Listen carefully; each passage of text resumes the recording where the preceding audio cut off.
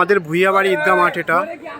একসময় আমরা ভুইয়াবাড়ির ছেলেরাই খেলা করতাম, সাথে আশেপাশের অল্প কিছু সংখ্যক ছেলেরা আসতো। বেসিক্যালি আমরা ভুইয়াবাড়ির ছেলেরাই খেলা করতাম। অন্যদেরকে রহিম দাদা অ্যালাউ করতেন না, ইভেন আমাদেরকে অনেক সময় অ্যালাউ করতেন না মাঠের সুরক্ষার জন্য। তিনি মারা গিয়েছেন, আল্লাহ তাকে বেহেশত নসিব করুক। এখন আর দেখার কেউ নেই, এখন একেবারে ওপেন ওয়াইড। আশেপাশে সব জায়গার ছেলে পেলে এসে খেলাধুলা করে, বেশ কয়েকটা টিম মিলে খেলা করে। কেউ ক্রিকেট খেলছে, কেউ ফুটবল খেলছে। সারাদিনই এটা চলে, ইভেন রাতেও খেলা হয় যেহেতু আলোর ব্যবস্থা আছে। বেশ কিছুদিন পরে মাতোয়াইলে আসলাম নির্বাচন উপলক্ষে, ত্রয়োদশ নির্বাচন উপলক্ষে। আমাদের সময়ের ঈদগাহ এখন ঈদগাহ অনেক ডিফারেন্স, ঈদগাহর সাইজও বড় হয়েছে। আমাদের পূর্বপুরুষ এটা দান করে গিয়েছিলেন, আল্লাহ তাদের বেহেশত নসিব করুক।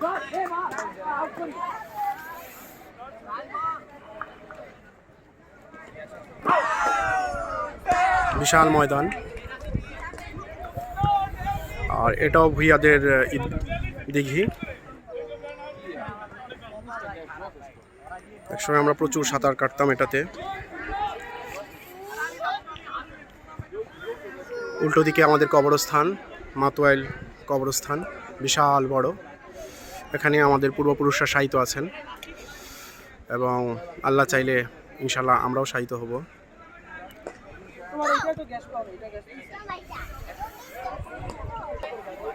মাতোয়াইল আসলে মোহাম্মদ এখানে আসাটা খুব পছন্দ করে, বাসার পাশেই। ঈদগাতে দৌড়াদৌড়ি করে আর এখান থেকে নুড়ি পাথর নিয়ে দিঘির পানিতে ছুঁড়ে মারে, এটাই ওর প্রিয় খেলা।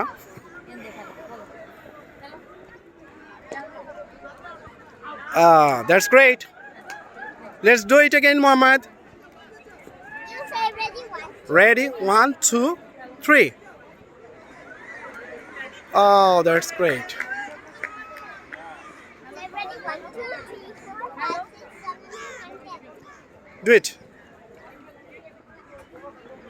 Wow. Yeah. Are you happy to come here? You want to come again tomorrow? Yes. There's a man walking far away. There. Yeah, tomorrow I will take you there. Yes. Look, there's some over water. You see? Other side of the pond, your grandpa, what's his name? Ruhul Amin Bhuiya. He's sleeping on the graveyard. Yes, that's the graveyard. And we will pray for him so that Allah give him Jannah, inshallah. Amin.